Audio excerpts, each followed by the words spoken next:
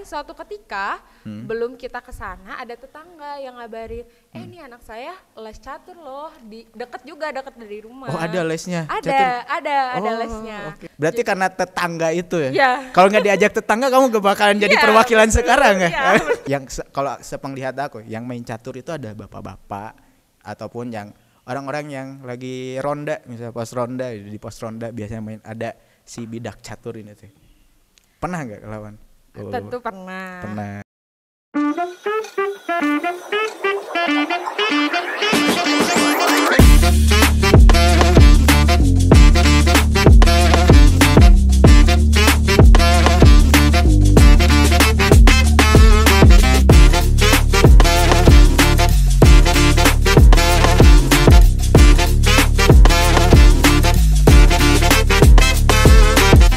Halo semuanya, selamat datang di podcast Polban, present by Kemahasiswaan Polban. Di episode kali ini bareng saya Taufik yang bakal nemenin teman-teman semua di episode kali ini. So, di episode kali ini kita kedatangan tamu, kita undang tamu yang spesial. Martabak telur ya. Martabak telur. Spesial. Yang spesial, dia ini adalah salah satu atlet yang bakalan ngewakilin Polban di Porseni ke-13 di Banjarmasin. Bener gak? Bener dong. Oke. Kita kali ini bareng Dini. Halo Dini. Halo Taufik. Asik. Oke, mungkin langsung aja nih perkenalan dulu deh. Kamu tuh nama lengkap ya? Nama lengkapnya siapa? Terus jurusannya dari mana? Terus ngewakilin cabur apa? Oke. Buat nama lengkap, nama aku Dini Nur Cahya. Nur Cahya. Perlu dicatat. Nur Cahyanya harus disatuin nulisnya. Disatuin. Bukan Nur Cahya ya, tapi Nur Cahya. Nur Cahya. Tapi kan Nur juga artinya cahaya gitu. Iya, cahaya. Biar double. Oke. Jadi biar shining splendid ya, gitu. Oke. Oke. Dari jurusan Teknik Kimia. Oke, ngewakilin cabur apa? Cabur olahraga yang gak banyak otot, tapi harus pakai otak banget kan. Gak perlu capek-capek, gak keringetan, terus mainnya juga ber-AC loh. Oh, ber-AC. Tapi wajib otak yang ngebul ya. Otak yang ngebul. Oke.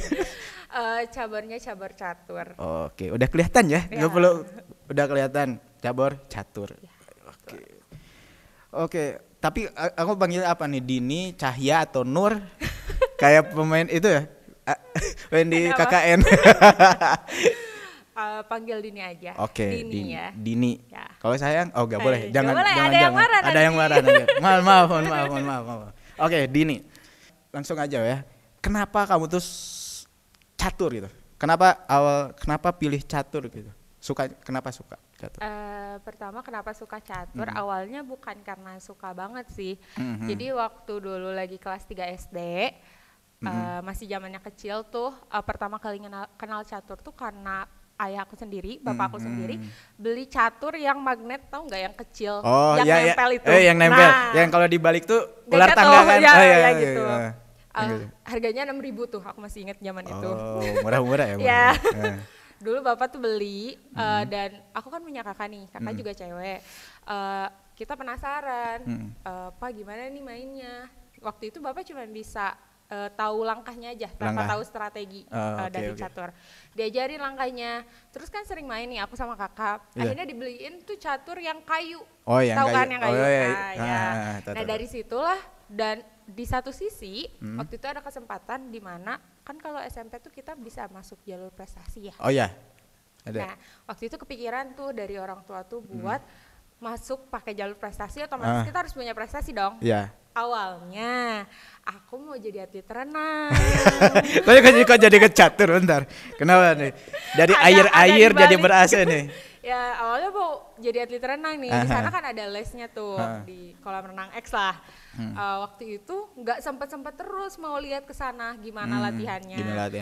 Sampai suatu ketika belum kita ke sana ada tetangga yang ngabarin, ini anak saya les catur loh, deket dari rumah. Oh, ada lesnya? Ada lesnya. Okay. Ada lesnya nih catur. Ayo mau ikut gak? Katanya. Terus pada saat itu kan aku juga masih sering main catur tuh yang di bila kayu itu. Iya, kan penasaran tuh, timbul rasa pengen tahu gitu kan. Akhirnya sama orang tua ditanya lagi, mau catur atau renang. Oke. Aku bilang tuh mau coba catur dulu aja deh gitu kan. Les kan, ya udah nyemplung dari sana. Renang udah. Renang jadi nggak ada. Aku menarik banget nih. Dari SD kamu tuh udah dikenalin 3 SD ya tuh. SD udah dikenalin catur. Ketika anak kecil lain udah lo misalkan mainan itu lompat tali atau gimana gitu. Tapi kamu catur gitu. Ternyata udah dikenalin dari sejak dini ya. Iya. Nah, namanya juga dini dari sejak dini. Iya. Oke. Kenapa pilih catur? Tapi karena itu ya, karena dicemplung juga. Iya. Berarti karena tetangga itu ya? Iya. Kalau nggak diajak tetangga kamu gak bakalan jadi perwakilan betul, sekarang ya? Iya betul. Bisa jadi aku nggak di sini juga. Oke. Terus juga kamu pernah lawan ini nggak sih? Lawan bapak-bapak? Gak biasanya nih ya. Biasanya tuh yang kalau sepenglihat aku, yang main catur itu ada bapak-bapak ataupun yang orang-orang yang lagi ronda, misalnya pos ronda, di pos ronda biasanya main ada si bidak catur ini tuh. Pernah nggak lawan? Tentu pernah. Latihan pun dulu sama pelatih kan ya bapak-bapak juga Oke, bapak-bapak juga. Ya, nah pelatih itu kadang istilahnya ngider tuh apa keliling ya. Keliling. Oke. Eksibisi. Ya, gitulah. Eksibisi. Suka dibawa, main nih sama bapak ini. Kebetulan bapaknya emang jago gitu kan. Gimana ya, kalau misalnya tadi terkait bapak-bapak ronda juga kadang jago-jago. Cuman bedanya, yang bedain mereka tuh nggak terdaftar sebagai atlet. Jadi kan kalau atlet tuh ada registrasi nomornya ya. Ada terregistrasi. Ya, terregistrasi. Oke. Kalau bapak-bapak tuh enggak, padahal mereka juga jago gitu. Ya pasti kalau pernah main tentu pernah main. Gitu. Pernah main. Terus kan kalau bapak-bapak tuh kalau main catur kayak mikir gitu. Tapi kalau aku lihat yang profesional kayak cepet gitu. Terus juga pakai alat ini juga. Ini apa nih alat ini? Ini namanya jam catur. Jam catur. Kenapa nggak hidup ya? Gak ada baterainya. Gak ada baterainya. Jadi jam catur tuh ini waktu mikir kita. Jadi kalau catur tuh pilihannya 2 kalau untuk kamu menang. Antara mengalahkan raja lawan, ya checkmate lah gitu. Atau yang kedua kamu kalahin waktu dia. Jadi ketika waktu lawan kamu 0-0-0-0, meskipun posisi dia dalam posisi menang, itu udah dianggap kalah. Berapa detik?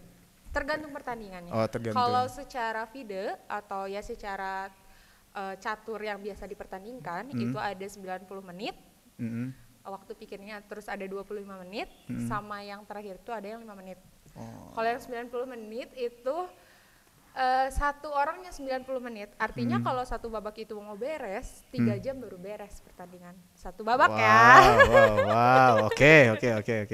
Gitu. Terus kan kalau bapak-bapak kayak mikir banget gitu ya. Kayak gitu. Kalau yang baru juga maju nih.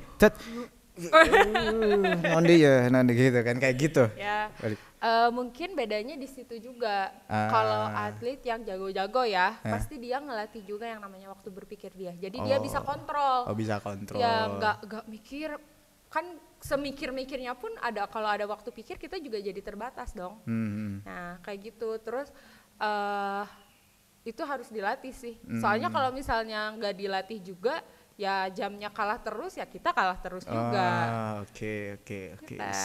Oke. Lawan terberat yang pernah kamu lawan deh. Yang pernah. Yang pernah ya. Kalau dari aku sendiri itu biasanya dari Kota Bandung. Kabupaten Bogor. Sama Bekasi. Itu. Ya. Yang lawan terberat. Tapi kami menang. Enggak, tunggu dulu. Ada satu kalimat dari pelatih, nanti pelatih Perseni juga, yang dia udah melanglang buana lah untuk pengalamannya. Dia pernah bilang lawan terberat adalah diri sendiri. Karena kalau catur tuh gini ya, misalnya aku dalam posisi menang nih, aku pengen cepet-cepet beresin pertandingan kan? Iya. Ketika misalnya kan ini giliran kamu nih, nah ketika kamu selesai, kamu pencet giliran aku dong. Ketika aku udah pengen menang, aku gersak-gerus apa ya? Pengen cepet-cepet selesai. langsung langkahin gitu kan. Nah padahal sebenarnya apalagi kalau kita punya waktu pikir yang masih lama, ya kalem aja gitu. Nah itulah salah satu bentuk kayak kamu harus ngelawan diri kamu sendiri. Siapa sih yang pengen gerasak gerusuk gitu kan? Kamu sendiri kan. Tahu-tahu kalah padahal udah posisi menang. Nah itu nyesek juga kan. Nah makanya sebenarnya kalau lawan terberat sih diri sendiri. Diri sendiri. Cuman tetap aja ada lawan juga yang jago-jago yang dari kota kabupaten lain. Oh ya, aku mau nanya nih. Ini nama bidak-bidaknya apa aja nih? Soalnya aku gak tahu. Aku tahu, cuman gak tahu semua gitu. Ini apa nih? Apa coba tebak? Kalau gak salah itu benteng. Ya, benteng. Betul. Ini majunya tuh lurus. Bener gak sih? Betul. Lurus. Kenapa lurus? Karena dari sana. Oh, dari sana. Oke. Terus ini kuda. Betul. Bener. Ya, bener kan? betul. Bener. Ini ke letter L gitu kan? Ya. Ke sini L. Terus nah ini aku tuh gitu. Apa coba? Gak tahu seluncur apa nih? Nah, banyak orang yang bilang ini seluncur atau luncur, tapi yang kalau sesuai dengan aturan ini namanya gajah. Gajah. Tapi gak ada belalainya. Gak ada belalainya. Temennya kuda. Gajah. Terus ini raja. Ya betul. Cuman bisa maju satu langkah doang kan. Ya. Ini apa? Apa? Stair. Menteri. Oh menteri. Kan ada raja ada menteri dong. Oh oke. Menteri. Ya, Oke yang ini sama.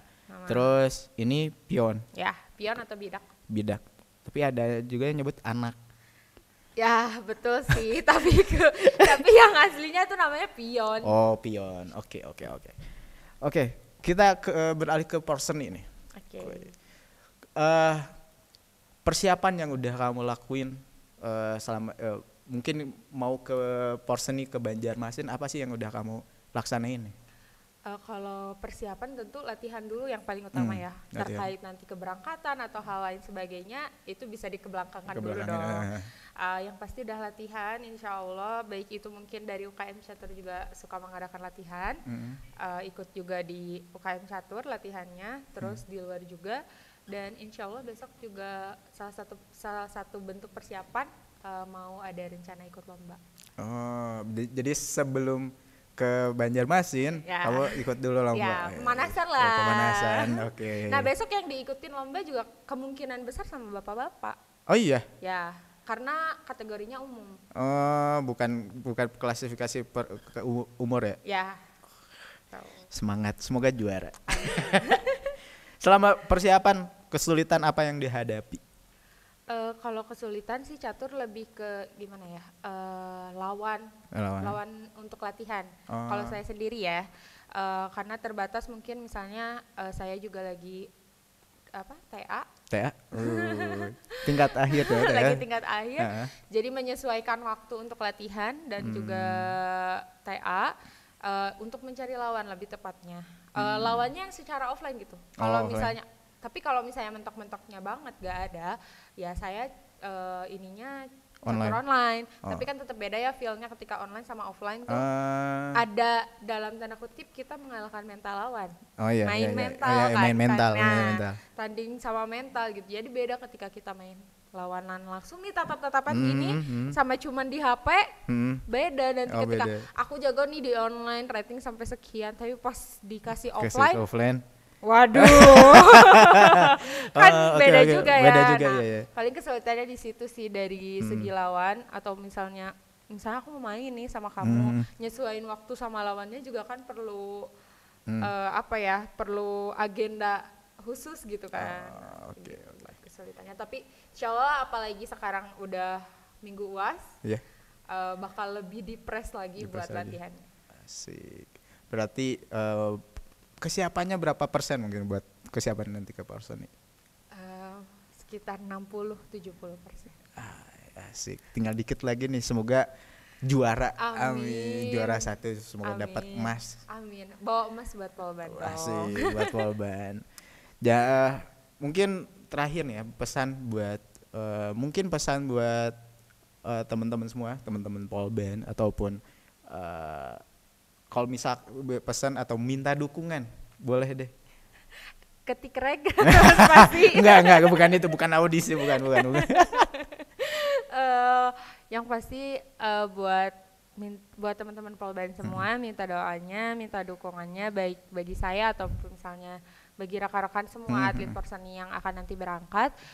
Semoga lancar dari mulai keberangkatan, kepulangan dan pertandingannya juga.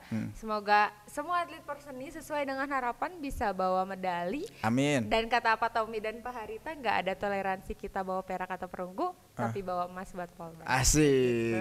Kita tunggu emas untuk Polban. Asik. Oke, mungkin itu aja. Makasih Dini udah ngeluangin waktunya di podcast Polban ini. Semoga semoga dapat emas. Amin. Semoga bukan hanya Dini aja, ya, terutama Dini ya. Terus yang lain juga teman-teman cabar yang lain juga semoga dapat emas dan bisa membanggakan nama baik Polban. Amin. Thank you Dini. Thank you Taufik. Sampai jumpa di episode selanjutnya. Bye bye.